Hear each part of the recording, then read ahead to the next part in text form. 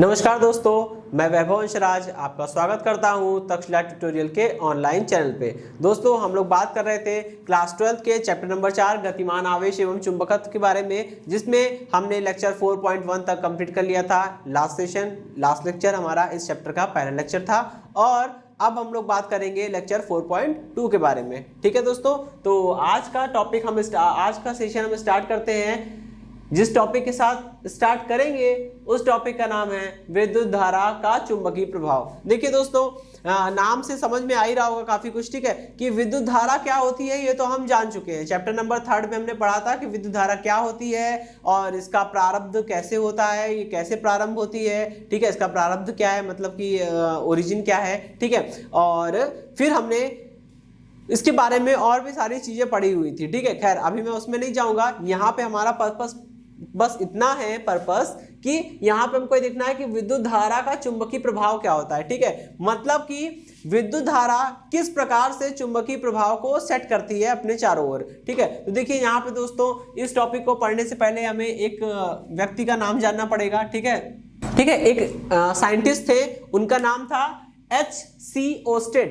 H.C. Ousted मतलब इनका पूरा नाम था हैंस क्रिश्चियन ओस्टेड, लेकिन आपको इनका पूरा नाम नहीं पूछा जाएगा कभी, ठीक है। बस अपनी जानकारी के लिए सुन लीजिए, समझ लीजिए, पूछा वगैरह नहीं जाएगा कभी, ठीक है। ओके, अभी देखिए, तो हैंस क्रिश्चियन ओस्टेड जो थे, उन्होंने क्या किया, उन्होंने विद्युत धारा के प्रभावों का अध्ययन किया और उसके बाद एक नया तथ्य, एक नया फैक्ट दुनिया के सामने लाए और उन्होंने ये बताया कि अगर किसी भी चालक पदार्थ वो किसी भी मटेरियल का हो, ठीक है, किसी भी शेप का हो, कोई फर्क नहीं पड़ता। अगर आप किसी चालक में धारा प्रवाहित करेंगे, और मैं आपकी जानकारी के लिए बता दूं कि आप चालक में ही धारा प्रवाहित कर सकते हैं, अचालक या कुछ चालक में नहीं, ठीक है। तो जब भी किसी चालक पदार्थ में धारा प्रवाहित हम करते हैं तो विद्युत धारा प्रवाहित होने के कारण उस चालक के चारों ओर एक क्षेत्र उत्पन्न हो जाता है। तो ओस्टेड साहब ने क्या बताया, ओस्टेड ने बताया कि जब भी आप किसी चालक पदार्थ में विद्युत धारा प्रवाहित करेंगे तो उस चालक पदार्थ के चारों ओर एक चुंबकीय क्षेत्र अपने आप उत्पन्न हो जाएगा, स्वतः उत्पन्न हो जाएगा। इसी चुंबकीय क्षेत्र को हम क्या बोल रहे हैं, इसी पूरे प्रभाव को हम लोग बोलते हैं विद्युत धारा का चुंबकीय प्रभाव। कि जब भी किसी चालक पदार्थ में किसी तार में धारा प्रवाहित की जाती है तब उस चालक तार के चारों ओर एक चुंबकीय क्षेत्र उत्पन्न हो जाता है। इस प्रभाव को हम लोग विद्युत धारा का चुंबकीय प्रभाव या फिर ओस्टेड प्रभाव भी कहते हैं, ठीक है। दोनों में से आप कुछ भी बोल सकते हैं, क्योंकि इस प्रभाव की खोज किसने की, हैंस क्रिश्चियन ओस्टेड नाम के साइंटिस्ट ने की है, इसलिए इसको ओस्टेड प्रभाव भी बोलते हैं, ठीक है। तो चलिए, ये बात तो समझ में आ गई, ठीक। अब हम लोग बात करेंगे अपने अगले टॉपिक के बारे में। तो दोस्तों, हमारा नेक्स्ट टॉपिक क्या है, चुंबकीय क्षेत्र में गतिमान आवेश पर बल अथवा लॉरेंज बल, ठीक है। Force acting on a charge moving in a magnetic field, MF मतलब मैग्नेटिक फील्ड, और लॉरेंज फोर्स। देखिए क्या होता है, अभी तक हमने काफी चीजें पढ़ ली हैं, जैसे विद्युत धारा का चुंबकीय प्रभाव पढ़ लिया है, चुंबक क्या होते हैं, उसके गुण क्या होते हैं, बल रेखाएं क्या होती हैं, ये सब चीजें, ठीक है।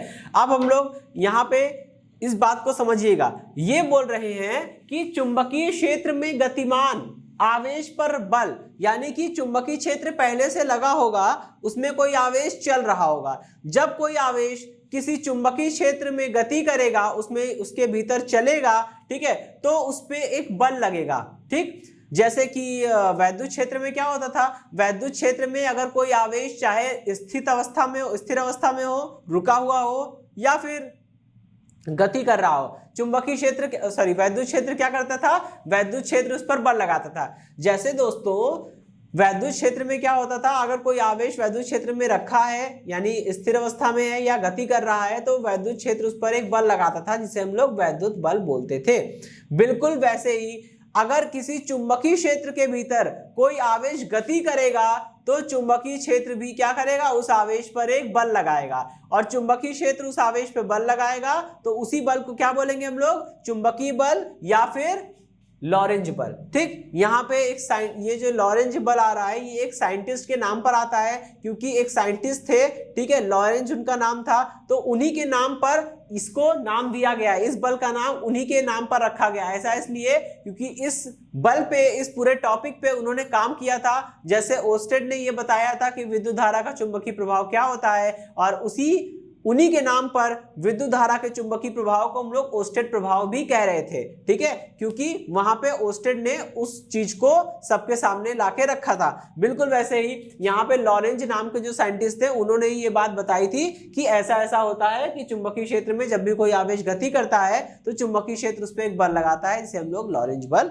बोलते हैं, ठीक है। तो लॉरेंज बल क्या होता है आप समझ ही गए होंगे। लॉरेंज बल कहें या चुंबकीय बल कहें, बात एक ही है, ठीक है।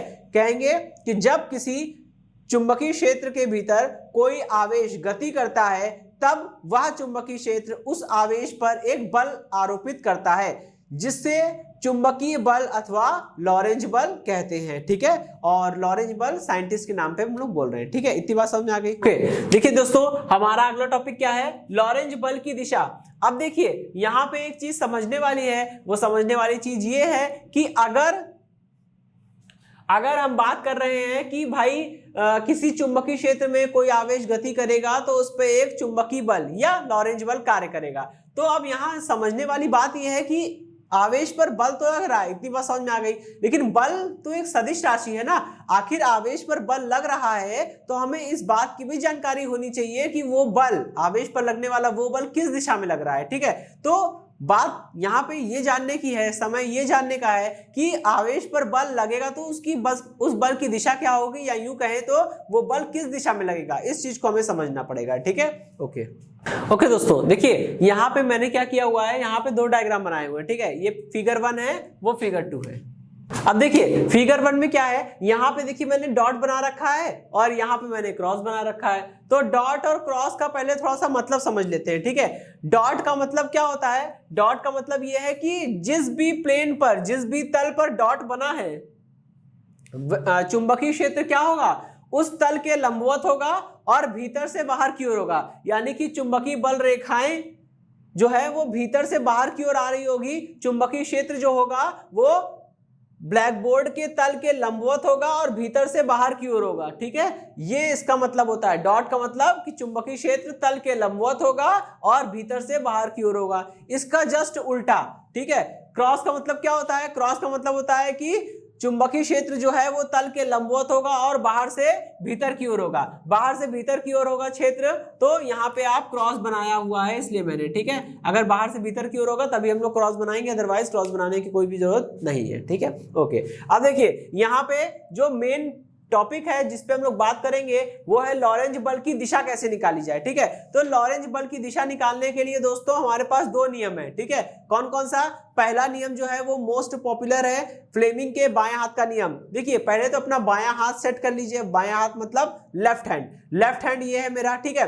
लेफ्ट हैंड को करना क्या है, लेफ्ट हैंड उठाना है और फिर इसके बाद जो फ्लेमिंग ने कहा है उसे सुनिए। फ्लेमिंग ने बोला कि यदि हम अपने बाएं हाथ के अंगूठे, इंडेक्स फिंगर यानी तर्जनी और माध्यमा उंगली यानी कि मिडिल फिंगर, इन तीनों को अगर हम ऐसा एडजस्ट करते हैं, ऐसा व्यवस्थित करते हैं कि ये तीनों परस्पर एक दूसरे के लंबवत हो, तब यदि तर्जनी उंगली धारा की दिशा को बताए, मध्यमा उंगली मिडिल फिंगर चुंबकीय क्षेत्र की दिशा को बताए, तब अंगूठा क्या करेगा, उस चालक पर लगने वाले बल को बताएगा, उस कण पर या उस आवेश पर लगने वाले बल को बताएगा, ठीक है। बिल्कुल अब यहाँ पे इसी जो टॉपिक है, ये जो हमने नियम पढ़ा है इस नियम को अप्लाई करेंगे और देखेंगे यहाँ पे फॉलो हो रहा है या फिर नहीं। क्या करेंगे, सबसे पहले अपना बायां हाथ सेट करेंगे। देखिए दोस्तों यहाँ पे लिखा है इलेक्ट्रॉन, ये इलेक्ट्रॉन है। इलेक्ट्रॉन जो है वो चुंबकीय क्षेत्र में प्रवेश कर रहा है। जब इलेक्ट्रॉन चुंबकीय क्षेत्र में प्रवेश करेगा तो उस पर लॉरेंज बल लगेगा और उस लॉरेंज बल की दिशा हम क्या करेंगे, फ्लेमिंग के बाएं हाथ के रूल से निकालेंगे और देखेंगे ये डायग्राम सही है या नहीं, ठीक है। आइए भाई देखिए चुंबकीय क्षेत्र किधर है, बाहर से भीतर की ओर है। हमारी ये उंगली तो फोर्स बताएगी, अंगूठा फोर्स बताएगा, और ये जो तर्जनी उंगली है इंडेक्स फिंगर ये क्या बताएगी, ये चुंबकीय क्षेत्र की ये धारा की दिशा को बताएगी, और मिडिल फिंगर हमारी चुंबकीय क्षेत्र की दिशा को बताएगी। तो चुंबकीय क्षेत्र दोस्तों बाहर से अंदर की ओर है, तो मिडिल फिंगर को बाहर से अंदर की ओर सेट करेंगे। अब इंडेक्स फिंगर तर्जनी उंगली किधर होनी चाहिए, धारा की दिशा में। भाई आप देखिए जरा, ठीक है। ओके दोस्तों देखिए अब यहाँ पे हम लोग लगाते हैं फ्लेमिंग के बाएं हाथ का नियम। फ्लेमिंग के बाएं हाथ का नियम में फ्लेमिंग ने ये कहा था कि अगर हम अपने बाएं हाथ के अंगूठे को, तर्जनी उंगली को और माध्यमा उंगली को इस प्रकार व्यवस्थित करें कि तर्जनी उंगली जो है वो चुंबकीय क्षेत्र की दिशा को बताए और मध्यमा उंगली धारा की दिशा को बताए, तब अंगूठा कण पर या आवेश पर लगने वाले बल की दिशा को बताएगा। ठीक है, इस पे अप्लाई करते हैं। देखिए दोस्तों, यहाँ ये सब क्रॉस बना हुआ है, इसका मतलब चुंबकीय क्षेत्र बाहर से भीतर की ओर है, तो तर्जनी उंगली को बाहर से भीतर की ओर सेट कर लेंगे। तर्जनी उंगली को ऐसे सेट कर लिया। ठीक है, और देखिए ये मध्यमा उंगली धारा की दिशा में होनी चाहिए। ठीक है, और धारा किधर है भाई, इलेक्ट्रॉन ऐसे भाग रहा है, इलेक्ट्रॉन इस दिशा में चल रहा है, तो धारा अपोजिट होगी। धारा को अपोजिट कर दीजिए, धारा को ऐसे कर दीजिए, बल किधर लगेगा, नीचे की ओर लगेगा। यहाँ पे आप देख रहे हैं बल नीचे की ओर लग रहा है, जब कण आगे जाएगा फिर बल नीचे की ओर लगेगा, यानी कि कण की हर एक स्थिति में कण पर लगने वाला बल उसकी गति की दिशा के लंबवत होगा। और कभी भी अगर ऐसा हो रहा है कि किसी कण पर लगने वाला बल उस कण के वेग की दिशा v के लंबवत है, तो समझ लीजिएगा वो कण किस पे गति करेगा, एक वक्राकार पथ पे गति करेगा। ठीक, और इसीलिए ये एक वृत्त पर गति कर रहा है। तो इसका मतलब क्या हुआ कि अगर कोई आवेशित कण किसी चुंबकीय क्षेत्र के भीतर लंबवत प्रवेश करता है तो वो क्या करेगा, वो एक वृत्ताकार पथ पे चलना प्रारंभ कर देगा। ठीक, ओके। अब यही चीज कुछ यहाँ पे देखिए, ये सब डॉट है। ठीक है, यहाँ पे डॉट लगाए, डॉट का मतलब क्या होता है कि चुंबकीय क्षेत्र भीतर से बाहर की ओर है। ठीक है, अब यहाँ पे लगाइए फ्लेमिंग के बाएं हाथ का नियम। फ्लेमिंग के बाएं हाथ का नियम वही जो मैंने अभी बताया था। ठीक है, क्या होता है कि तर्जनी उंगली चुंबकीय क्षेत्र की दिशा में होनी चाहिए। यहाँ चुंबकीय क्षेत्र भीतर से बाहर की ओर है, तभी तो डॉट बना है, तो ये बाहर भीतर से बाहर की ओर हो गया। ये मध्यमा उंगली किधर होनी चाहिए दोस्तों, धारा की दिशा में होनी चाहिए। प्रोटॉन एक धनावेश है, अभी हम लोग चैप्टर 3 में पढ़ के आ रहे हैं कि धनावेश जिस दिशा में चलता है धारा भी उसी दिशा में होती है। धनावेश अंदर आ रहा है तो धारा भी अंदर आएगी। तो तर्जनी उंगली को तो चुंबकीय क्षेत्र की दिशा में रखा, भीतर से बाहर की ओर, धारा इस दिशा में है तो धारा की दिशा में उंगली हो गई हमारी। और देखिए बल किधर लग रहा है, नीचे की ओर, इसलिए जैसे ही ये कण आएगा, जैसे ये कण चुंबकीय क्षेत्र के भीतर प्रवेश करेगा, इस पे नीचे की ओर एक बल लगने लगेगा, जिस कारण ये हल्का सा टर्न हो जाएगा। जब ये टर्न होकर यहाँ पे होगा, फिर आगे गति करने का प्रयास करेगा, सरल रेखा में चलने का प्रयास करेगा, इस पर फिर से एक बल लगेगा जिसकी दिशा अंदर की ओर होगी, और इसी तरह से ये बार बार अंदर की ओर ही मूव करता रहेगा। ठीक है, ओके। और जब ये कण किसी भी स्थिति में होगा, इस कण की आप किसी भी स्थिति पर विचार करेंगे तो आप यही पाएंगे कि कण पर लगने वाला बल यानी कि लॉरेंज बल जो है वो उसके वेग के लंबवत है। और जब भी किसी कण पर लगने वाला बल उसके वेग के लंबवत होता है, वेग की दिशा के लंबवत होता है, तो वो कण एक वक्राकार पथ पे गति करना प्रारंभ कर देता है। ठीक है, इसीलिए ये जो धनावेश हो चाहे ऋणावेश हो, किसी भी प्रकार का आवेश हो, अगर वो, और चाहे चुंबकीय क्षेत्र बाहर से भीतर हो चाहे भीतर से बाहर की ओर हो, चुंबकीय क्षेत्र की दिशा कुछ भी हो, ठीक है, क्या होता है, अगर कण उस चुंबकीय क्षेत्र में लंबवत प्रवेश कर रहा है तो वो क्या करेगा, एक वृत्ताकार पथ पे चलना प्रारंभ कर देगा। और जब वो कण एक वृत्ताकार पथ पे चलना प्रारंभ कर देगा तो इसी के बारे में हम लोग बात करेंगे कि उसकी त्रिज्या क्या होती है, ये सब चीजें वो हमारा अगला टॉपिक है। ठीक है, तो चलिए दोस्तों, पहला टॉपिक तो हमने पढ़ लिया कि लॉरेंज बल की दिशा निकालने का पहला तरीका क्या होता है कि फ्लेमिंग के बाएं हाथ का यूज कर सकते हैं। ठीक, फ्लेमिंग के बाएं हाथ के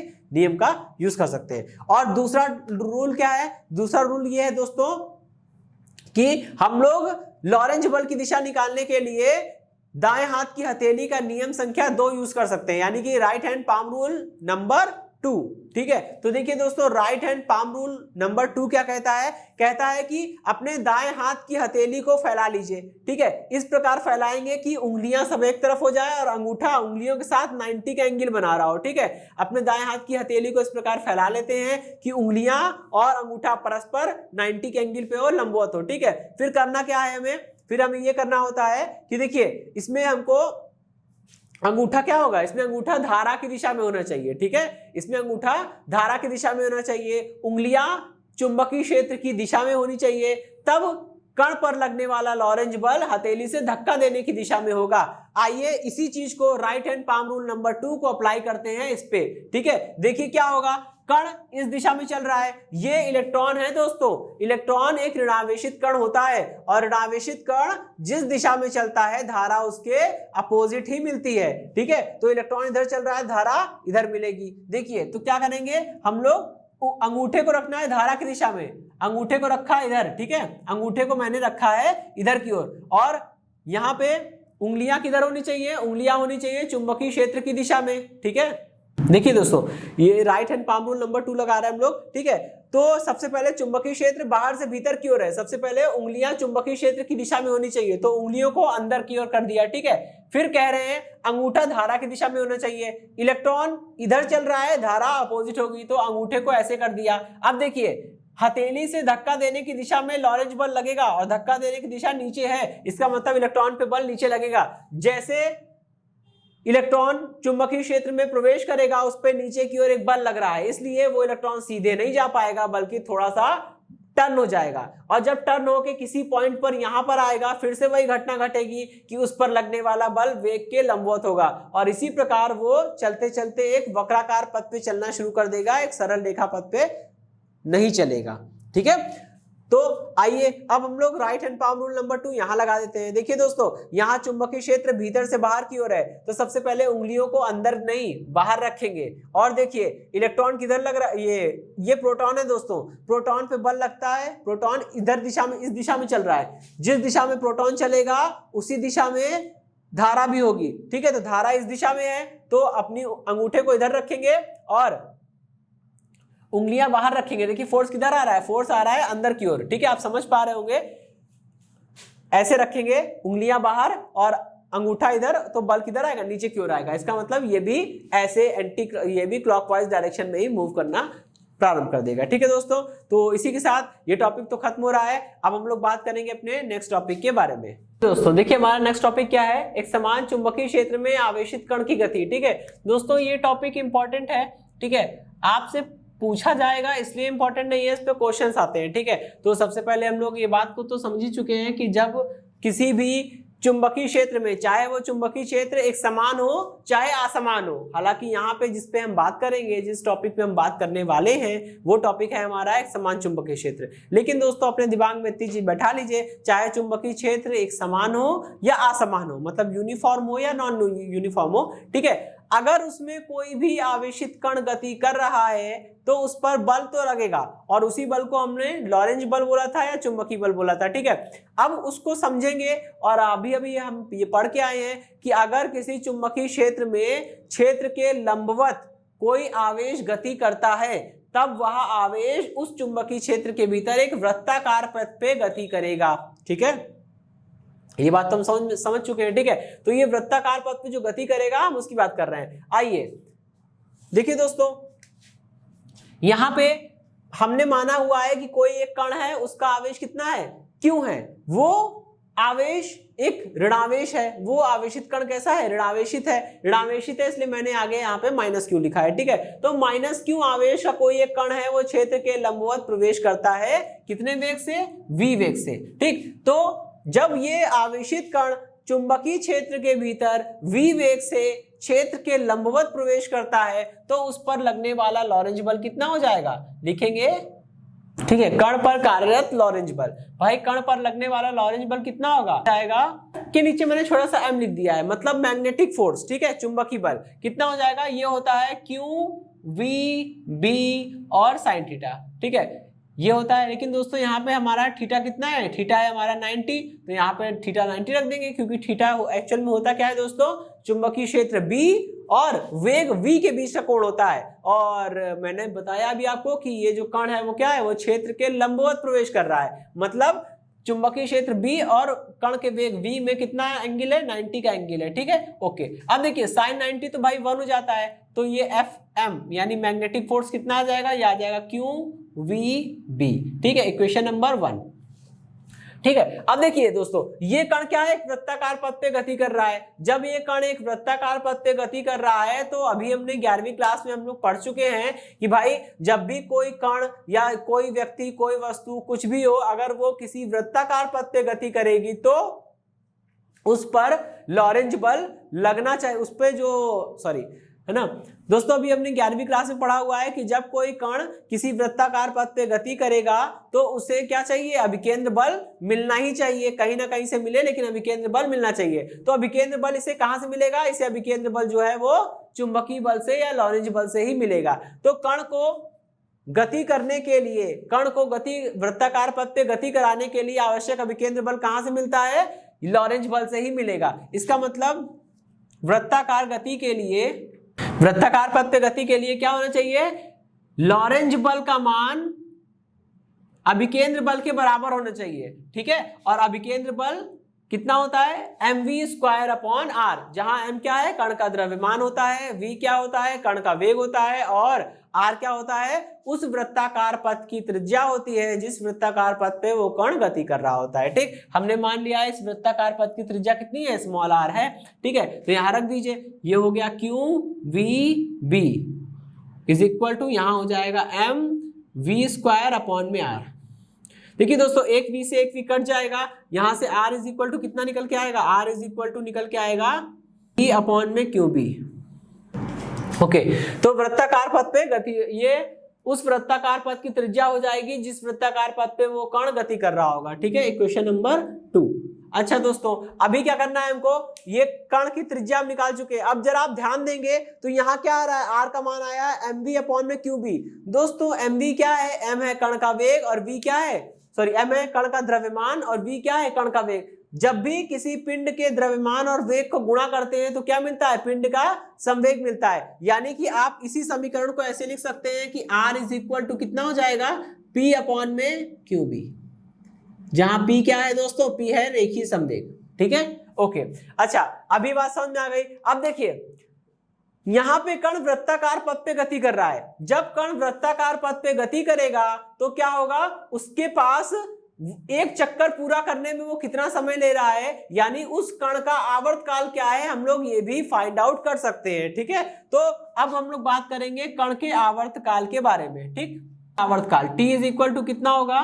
देखिए दोस्तों, कण का आवर्त काल निकालना है। आवर्त काल होता क्या है, आवर्त काल होता है कि भाई इस कण को वृत्तीय पथ पे चक्रण करने में, वृत्तीय पथ पे पूरा एक चक्कर पूरा करने में इसे कितना समय लगेगा, या फिर हम यूं कह सकते हैं कि ये कण एक चक्कर पूरा करने में, यानी वृत्ताकार पथ पे एक चक्कर पूरा करने में कितना समय लेगा, हमें वो समय निकालना है। ठीक है, तो समय बराबर क्या होता है, दूरी बटे चाल। और आप बात करेंगे एक पूरे चक्कर के लिए, तो भाई एक पूरे चक्कर के लिए चली गई दूरी कितनी होगी, एक पूरे चक्कर के लिए चली गई दूरी होगी वृत्त की परिधि के बराबर। क्योंकि कण हमारा वृत्ताकार पथ पे चल रहा है तो एक चक्कर में कण कितनी दूरी तय करेगा, वृत्त की परिधि के बराबर दूरी तय करेगा। ठीक है, तो वृत्त की परिधि कितनी होती है, 2πr अपॉन में क्या है, वेग, वेग है v।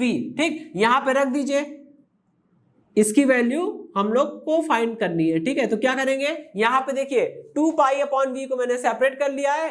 r क्या है, r है कण की त्रिज्या, यानी कि वृत्ताकार मार्ग की त्रिज्या, और वृत्ताकार मार्ग की त्रिज्या हम निकाल चुके हैं। r बराबर कितना निकाला था हमने, mv/qb, यहां रख दीजिए। तो v से v कटेगा और कितना आ जाएगा, t is equal to 2πm/qb। ठीक, ये तो हो गया इक्वेशन नंबर 3। ओके, चलिए अभी कण का आवर्त काल निकल आया। और दोस्तों यहां पे देखने वाली बात यह है कि कण का जो आवर्त काल आया है उसका मान कितना है, 2πm/qb, यानी कि कण को एक चक्कर पूरा करने में जो समय लगने वाला है वो समय जो है वो कण के द्रव्यमान पर निर्भर करेगा, कण के आवेश पर निर्भर करेगा और चुंबकीय क्षेत्र के मान पर निर्भर करेगा।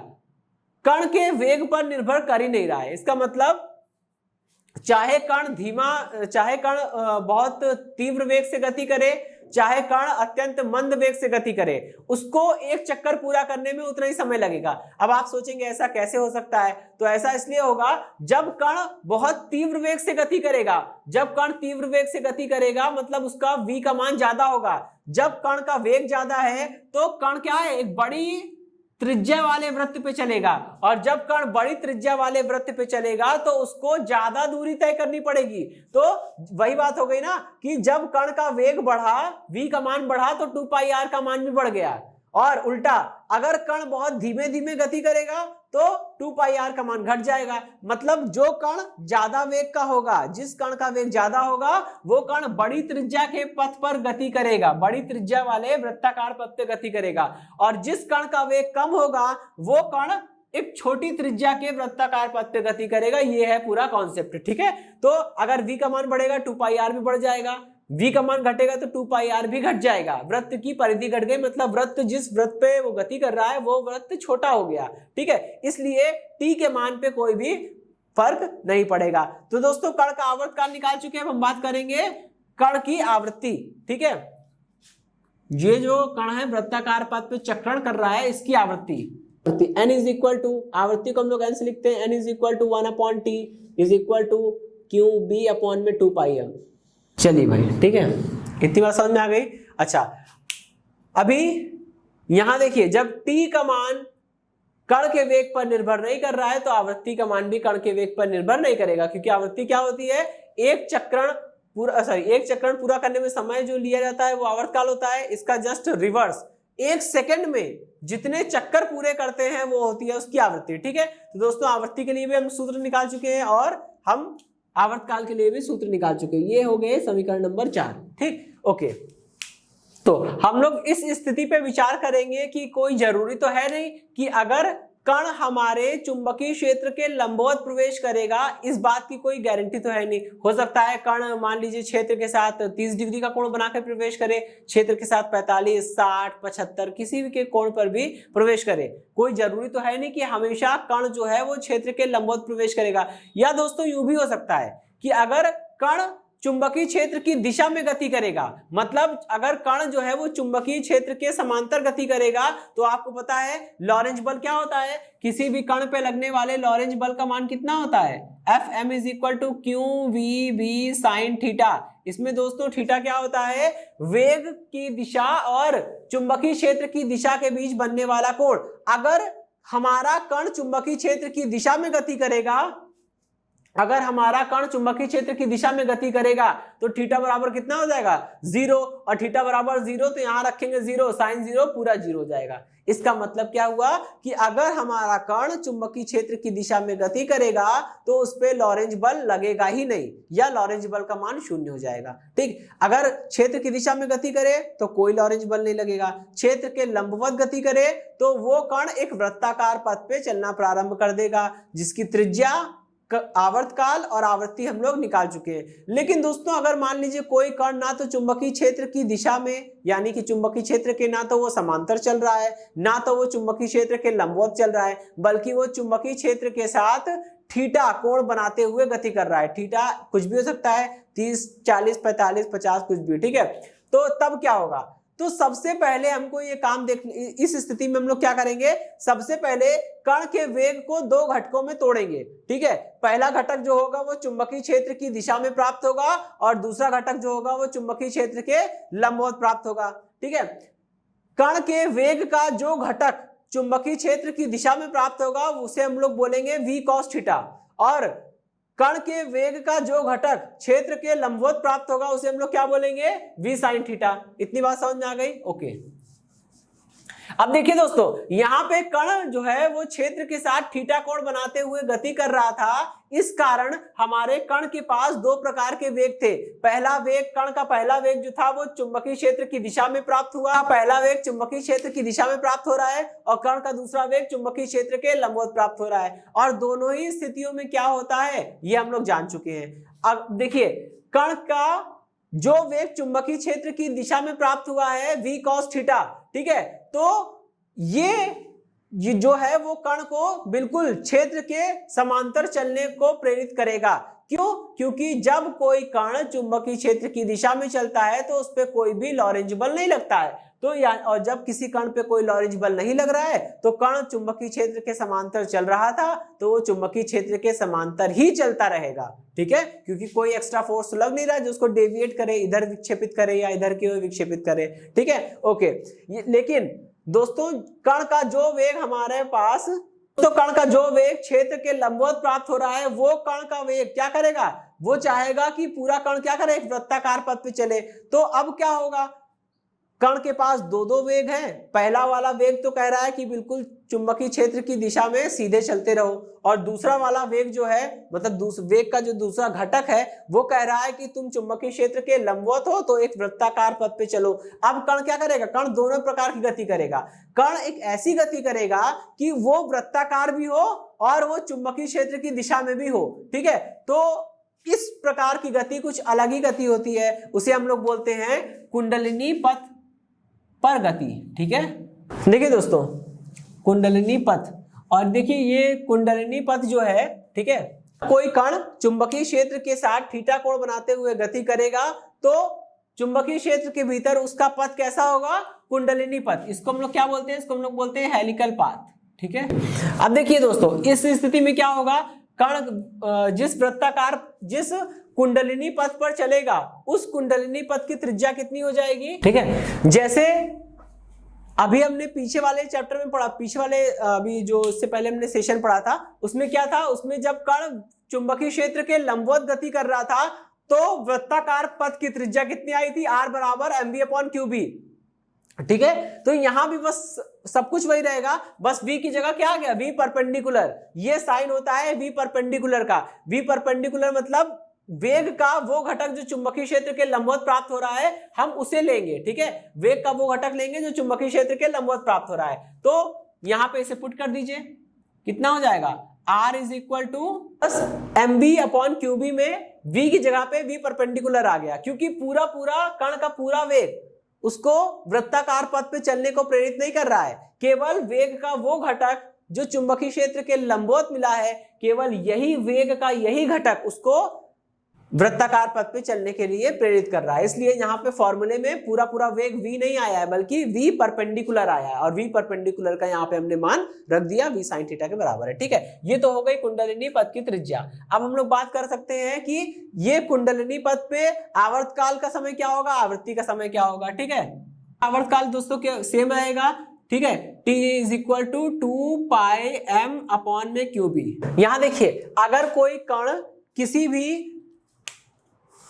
अगर कोई कण चुंबकीय क्षेत्र के साथ किसी कोण थीटा पर प्रवेश करता है तो वो क्या करेगा, एक कुंडलिनी पथ पर गति करेगा। ठीक है, अब देखिए ये है कुंडलिनी पथ, और जब ये कुंडलिनी पथ आप समझना चाहते हैं तो ऐसे समझिए, आप अगर आपके पास कोई स्प्रिंग है, ठीक है, और आप क्या करते हो, उस स्प्रिंग को पकड़ के खींच लेते हो, तो जब आप उस स्प्रिंग को खींचोगे तो खींचने बाद स्प्रिंग जैसे दिखेगी उसे ही हम लोग क्या बोलते हैं, उसे ही हम लोग बोलते हैं कुंडलिनी पथ। ठीक, तो जब भी कोई कण किसी चुंबकीय क्षेत्र में किसी कोण थीटा पर प्रवेश करेगा या चुंबकीय क्षेत्र से थीटा कोण बनाते हुए प्रवेश करेगा, तब वो चुंबकीय क्षेत्र के भीतर एक कुंडलिनी पथ पर चलेगा, और इस कुंडलिनी पथ की जो अक्ष होगी वो चुंबकीय क्षेत्र की दिशा में होगी। और दोस्तों जब ये कण चुंबकीय क्षेत्र की दिशा में कुंडलिनी पथ पे गति करेगा तो ये धीरे धीरे क्या करेगा, हर एक चक्कर पूरा करने के बाद ये चुंबकीय क्षेत्र की दिशा में थोड़ा सा विस्थापित हो जाएगा। तो यही बात होती है। यहाँ पे एक नए टॉपिक